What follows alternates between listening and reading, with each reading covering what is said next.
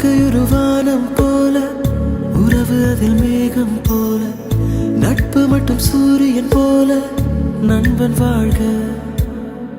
பெற்றவர்கள் அறிந்ததை விடவும், மற்றவர்கள் தெரிந்ததை விடவும், முற்றும் என்னை புரிந்தது நட்பு. நட்பு வாழ்க. ஆணும் பெண்ணும், பெண்ணும் ஆணும்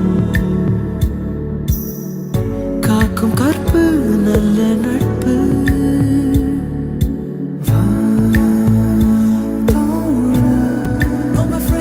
என்னை மனுஷி என்ற முதல் மனிதன் நீ.